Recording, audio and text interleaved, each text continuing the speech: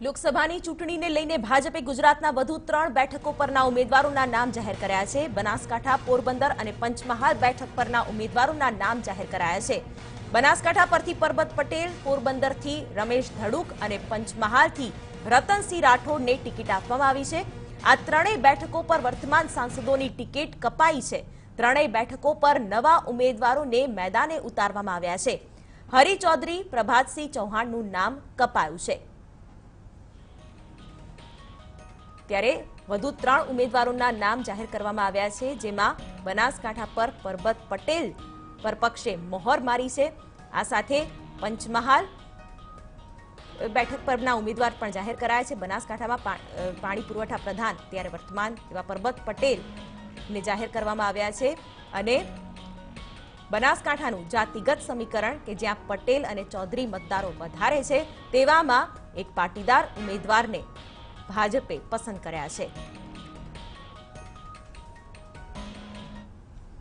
આ સાથે TV9 સંવાદદાતા કિંજલ મિશ્રા જોડાઈ ગયા છે। કિંજલ, વધુ 3 ઉમેદવારોના નામ જાહેર કરવામાં આવ્યા છે બનાસકાંઠા, પંચમહાલ, પોરબંદર, પણ તમામ જે વર્તમાન સાંસદો છે તેમના પત્તા કપાયા છે, તે એક નોંધનીય બાબત।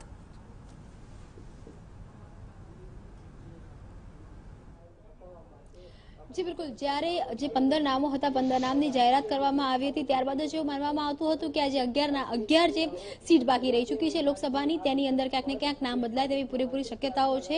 વાતની શરૂઆત કરવામાં આવે છે પોરબંદર બેઠક ઉપરથી, તો પોરબંદર બેઠક ઉપર વિઠ્ઠલ રાદડિયાની તબિયત નાદુરસ્ત હતી, એટલા સ્વાભાવિક રીતે તેઓ આ વખતે લડવાના નહોતા। પરંતુ આ જે સીટ ઉપર જે નવું નામ છે રમેશ ધડુકનું, કેમ કે અત્યાર સુધી એવું માનવામાં આવતું હતું કે આ જે બેઠક છે, આ બેઠક ઉપરથી રાદડિયા પરિવારમાંથી જ કોઈને લડાવવામાં આવશે। પ્રયત્ન પણ કરવામાં આવ્યો હતો કે તેમના જે મોટા ભાઈ છે લલિત રાદડિયા, કે જે મોટા પુત્ર છે વિઠ્ઠલ રાદડિયાના, તેમની માટે પણ પ્રયત્ન કરવામાં આવ્યો હતો। જો કે પરિવારની ઈચ્છા, અને ખાસ કરીને જયેશ રાદડિયાની જે ઈચ્છા હતી તેમની માતાની ટિકિટ માટેની હતી, બીજું જે નામ આવતું હતું તે જશુમતી કોરાટનું નામ આવતું હતું, પરંતુ ગઈકાલે રાત્રે જ રમેશ ધડુકનું નામ લગભગ નક્કી થઈ ગયું હતું। તેના કારણે ક્યાંક ને ક્યાંક રાદડિયા પરિવારમાંથી નારાજગીના પણ સુર આવ્યા હતા। પરંતુ પાર્ટી માટે જ્યારે જાતિગત સમીકરણોને ગોઠવી અને જીતનું મહત્વ હોય છે, ત્યારે રમેશ ધડુક એક એવું નામ છે કે જે પોરબંદરની બેઠક ઉપરથી જીત મેળવી શકે તેવી ભાજપને આશા છે। ત્યારે રમેશ ધડુકને ચૂંટણીના મેદાન પર ઉતારવામાં આવ્યા છે। તેની સાથે જ બનાસકાંઠામાં સૌથી મહત્વની વાત કે જે સતત કહેવામાં આવતી હતી કે હરિભાઈ ચૌધરી માટે આ વખતે મુશ્કેલી છે। હરિભાઈ ચૌધરીની સામે જે પ્રકારની નારાજગી છે,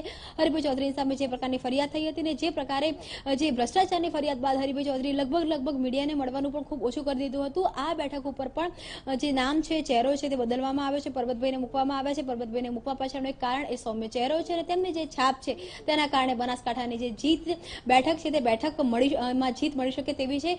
સૌથી મહત્વનો જે ચહેરો આવી રહ્યો છે પંચમહાલ પર આવી રહ્યો છે। શિવાની, પંચમહાલના જે નામ આવી રહ્યું છે રામસિંહ, આપને જણાવી દઈએ કે તે લુણાવાડાના વર્તમાન ધારાસભ્ય છે। અપક્ષમાંથી તે અપક્ષ ઉભા રહ્યા હતા અને ધારાસભ્ય બન્યા હતા અને તેમને હંમેશા ભાજપને ટેકો આપ્યો હતો। તેવા સંજોગોની અંદર તેઓ જે રીતે ભાજપ સાથે જોડાઈ રહ્યા છે, એટલે સ્વાભાવિક રીતે ત્યાં જે ભાજપના લોકો છે તેમનું પણ માનવું છે કે જે વ્યક્તિ જો અપક્ષમાં રહી અને જો જીત મેળવી શકે છે, તો તે સાંસદ તરીકે જે સામે જે કોંગ્રેસના દાવેદાર છે તેની સામેની જે ચૂંટણીની લડાઈ છે તેની માટે ફિટ છે। આ સાથે જે 3 નામ તો જાહેરાત થયા છે, પણ 3 નામની સાથે શિવાની 2 પેટા ચૂંટણી પણ થશે તેવું પણ લાગી રહ્યું છે, કેમ કે પરબતભાઈ પટેલ એ પણ સિટિંગ કહી શકાય કે મંત્રી છે, અને તેની સાથે જ લુણાવાડામાં પણ જ્યારે એ ધારાસભ્ય છે, પોતે સાંસદની સીટ લડવા જઈ રહ્યા છે, એટલે તેની સાથે હાલમાં જે 5 જે વિધાનસભા બેઠકો પર છે તેની પર પેટા ચૂંટણી જવાની છે। તેની સાથે જ આ 2 નામોની જાહેરાતની સાથે વધુ 2 બેઠકો, એટલે કહી શકાય કે 7 જગ્યા પર પેટા ચૂંટણી પણ થશે।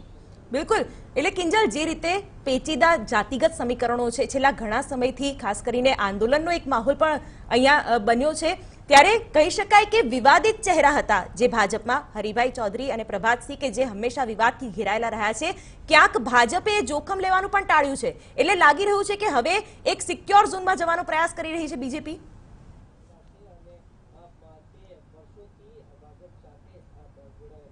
બિલકુલ, જ્યાં શક્ય હોય ત્યાં વિવાદિત ચહેરાઓથી દૂર રહેવાનું ભાજપે ટાળ્યું છે। તેની સાથે શિવાની, આપ જોઈ શકો છો તેની પ્રમાણે જે સીધા મેસેજ છે તે એ પણ મળી રહ્યા છે કે ભાજપે દબાણની રાજનીતિથી પણ દૂર રહ્યા છે, કેમ કે આપ જોઈ શકો છો કે રાદડિયા પરિવાર પરથી સતત એક જે નામ હતું, એક જ નામ ઉપર જે પ્રયત્ન કરવામાં આવતો હતો, મનાવવાનો પ્રયત્ન કરવામાં આવતો, ભાજપ સમક્ષ રજૂઆત પણ કરવામાં આવી હતી। જોકે ભાજપે રાદડિયા, ન માત્ર રાદડિયા પરિવાર પરંતુ રાદડિયા પરિવારથી પણ ઉપર જઈ અને જે ટિકિટ છે તે ટિકિટની જે પોતાના ઉમેદવારનું નામની જાહેરાત કરી છે. એટલે કે એવું સ્પષ્ટ કહી શકાય કે ભાજપ દ્વારા જ્યારે પણ કોઈ પણ ઉમેદવાર નક્કી કરવામાં આવતો હોય છે ત્યારે તેના જે જાતિગત સમીકરણો છે અથવા તો જીત માટે કેટલો જે ચહેરો જરૂરી છે અથવા જીત માટે એ જે વ્યક્તિની કેટલી પ્રાથમિકતા છે તેને ધ્યાનમાં રાખી અને કરાતું હોય છે. કેમ કે જો માત્ર રાદડિયા પરિવારની પોરબંદરની બેઠક પર જો માત્ર રાદડિયા પરિવારની જ વાત હોત તો રમેશ ધડુકના નામ પર સૌથી પહેલો વિરોધ પણ એ પરિવાર અને તેના સમર્થકો પરથી જ થયો હતો. તેમ છતાં પણ જે મહોર લગાવવામાં આવી છે એટલે કહી શકાય કે ભાજપ દ્વારા બે રણનીતિ અપનાવવામાં આવી છે કે જે વિવાદિત ચહેરાઓ છે અને જેમને ફરી ઉતારવાથી નુકસાન થઈ શકે છે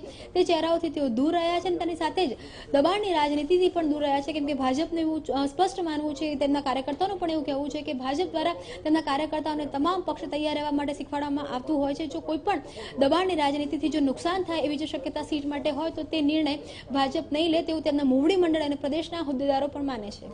બિલકુલ કિંજલ, હજી પણ ઘણી મહત્વની બેઠકો બાકી છે. મહેસાણા, અમદાવાદ પૂર્વ, આવી બધી બેઠકો પણ એવી છે કે જે મહત્વપૂર્ણ છે, પરંતુ ત્યાં હજી ભાજપે પોતાના પત્તા નથી ખોલ્યા. લાગી રહ્યું છે કોઈ સરપ્રાઇઝ એલિમેન્ટ ત્યાં પણ જોવા મળે.